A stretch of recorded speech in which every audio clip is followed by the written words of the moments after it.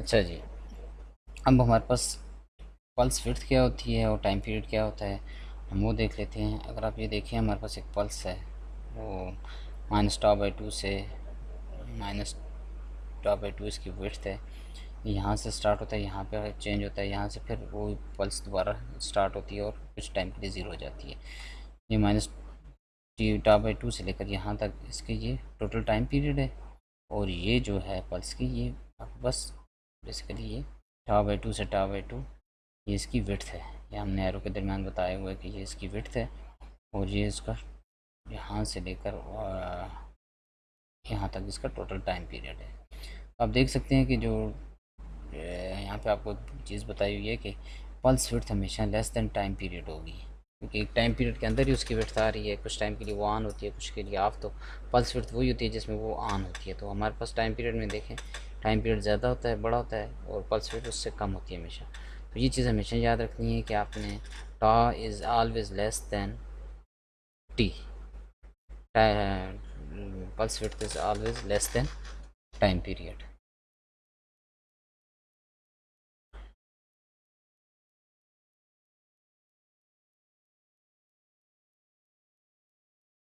अच्छा जी, अब हम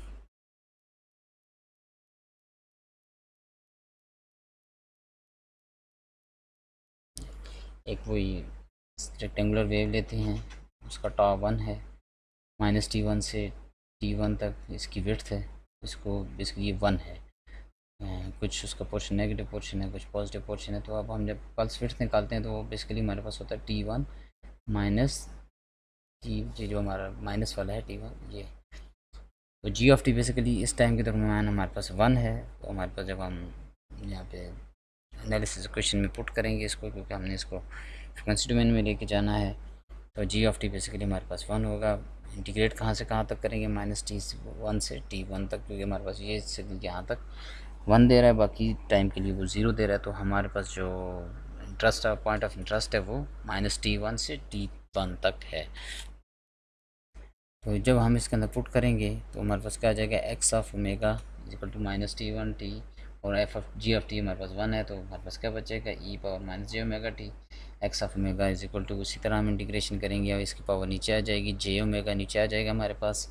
और जो हमारे पास ई ऑफ j⍵ है उसका इंटीग्रेशन 1 होगा। तो हम इसके अंदर -t से t तक लिमिट पुट करेंगे।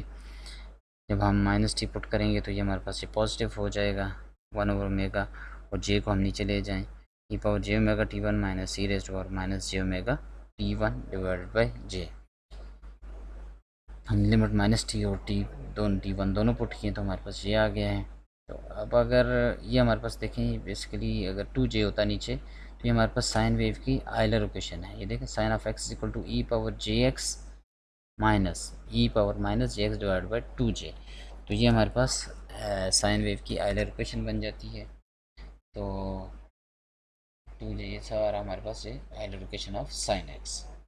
तो हमने क्या करना है, 2 से मल्टीप्लाई भी करेंगे, डिवाइड भी करें, ताकि हमारे पास ये साइन वेव में कन्वर्ट हो जाए। तो 2 मल्टीप्लिकेशन और डिवीजन, अगर इसको 2 कैंसिल हो जाएगा तो ये 1 रह जाएगा। तो हमारे पास ये उसी तरह ये साइन फंक्शन बन जाएगा, साइन ऑफ ओमेगा t1।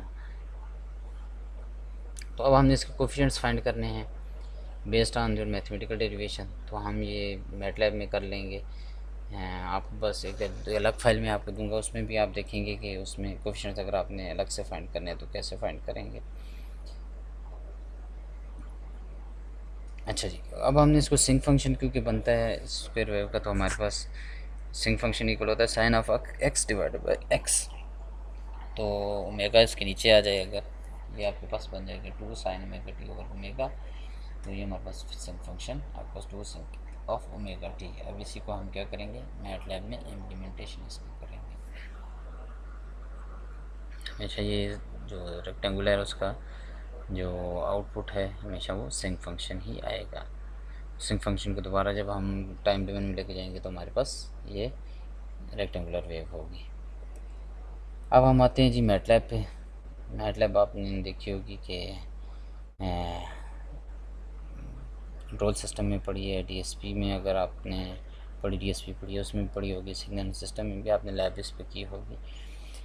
तो बेसिकली यहाँ पे भी हम मैटलैब पे वही सिंक फंक्शन को इम्प्लीमेंट करेंगे। ये मैंने इम्प्लीमेंट किया हुआ है, आपके साथ थोड़ा इसको मैं एक्सप्लेन कर दूँगा ये कैसे करना है।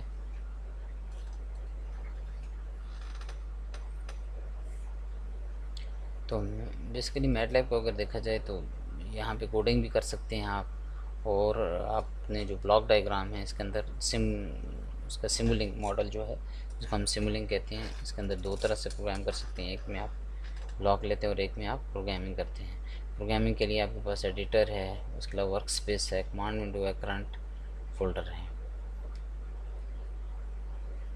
आप इसका व्यू चेंज कर सकते हैं यहाँ से। फिर अगर प्लॉट पे जाइए, डिफरेंट प्लॉट्स हैं, एडिटर है, यहाँ से आप प्रोग्राम को रन कर सकते हैं।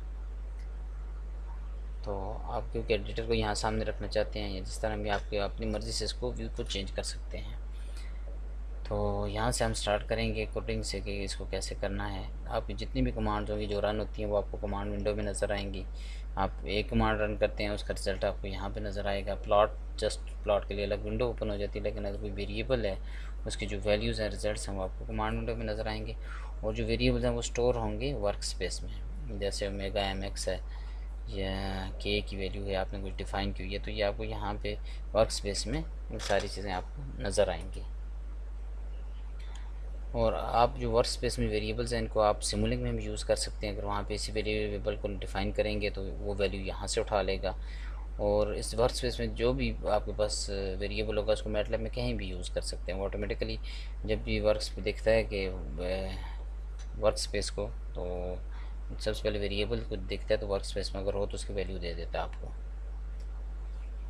ये आपके पास सिमुलिंक लाइब्रेरी होती है, यहाँ से आप इसको ओपन कर सकते हैं। अगर आप कमांड विंडो में सिमुलिंक लिखें तो आपके पास सिमुलिंक लाइब्रेरी भी ओपन हो जाएगी, जहाँ पे आप उसको ब्लॉक डायग्राम से, मतलब ये कि हर चीज़ का ब्लॉक है बना हुआ है। इनपुट के लिए ब्लॉक है, डिफरेंट फंक्शंस के ब्लॉक्स हैं, तो वहाँ पे आप ब्लॉक से कर सकते हैं। यहाँ पे कोडिंग करते हैं, वहाँ पे आप ब्लॉक पे काम करते हैं।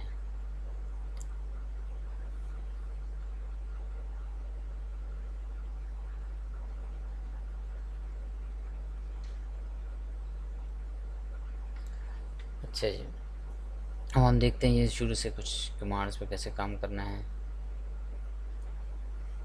सबसे पहले क्लियर देखते हैं, CLC बेसिकली क्लियर होता है। ये बेसिकली क्या करता है, CLC प्रेस करते हैं तो ये कमांड विंडो में जो भी होता है इसको क्लियर कर देता है। कमांड विंडो में अगर जितने भी आपका जो रिज़ल्ट आए होते हैं, आप प्रोग्राम रन करते हैं, तो इसमें जो भी रिज़ल्ट आते हैं उनको क्लियर करने के लिए, अगर हमने क्लियर करना है कि हमने रिज़ल्ट देखना चाहते हैं ताकि कन्फ्यूजन ना हो हमारे इस प्रोग्राम की सिर्फ प्रोग्राम, तो हम CLC यूज़ करते हैं। तो वो क्या करता है, कमांड विंडो को क्लियर कर देता है। और जो क्लियर ऑल है वो बेसिकली आपका क्या करता है, वर्क स्पेस में जो वेरिएबल्स हैं उनको भी क्लियर कर देता है। तो जब भी आप रन करें, क्लियर ऑल को यूज़ करें, तो आपने यूज़ करना है, ऐसे यूज़ करना है ताकि आपको पता होना चाहिए कि ये वेरिएबल्स को यहाँ से डिलीट कर देगा। तो ये ना हो कि ये वेरिएबल्स कहीं और यूज़ हो रहे हों, तो आपने क्लियर ऑल को देख के यूज़ करना है। यहाँ पे तो हमने इसलिए किया कि चलें दोबारा वो वेरिएबल्स आ जाएंगे, हमारा वो प्रोग्राम सिर्फ यही रन हो रहा है अकेला। जब आप प्रोजेक्ट करते हैं तो बस यहाँ से उठा रहा होता है वेरिएबल, बस यहाँ से उठा रहा होता है, तो क्लियर ऑल को आपने सही तरीके से यूज़ करना है कि इसको यूज़ करना भी है कि नहीं करना है। तो इसको पता होना चाहिए कि ये वर्क स्पेस से सारे वेरिएबल्स को क्लियर कर देगा। क्लोज ऑल आपका क्या करता है, क्लोज ऑल आपकी जितनी भी विंडोज़ इसके अलावा प्लॉट की होती हैं ओपन, उनको क्या करते हैं, बंद कर देते हैं आपके पास।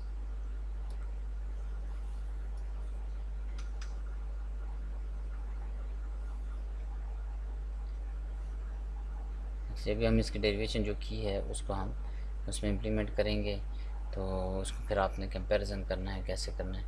ये आपके पास सिमुलिंक लाइब्रेरी अभी ओपन हुई है, तो अभी हम देखेंगे कि इसको जो सिमुलेशन होगी इसको, और आपका जो अपना रिजल्ट्स हैं जो आपने बाय हैंड प्लॉट किया है उनको देखना है। इसके अलावा हम कोफिशिएंट, फूरियर कोफिशिएंट फाइंड करेंगे, कंपैरिजन करेंगे, ये चीज़ें हैं।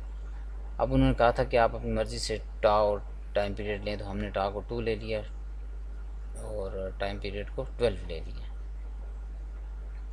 इसके हवाले से हम आगे चलेंगे, इनको ले के वैल्यूज़ को दोनों को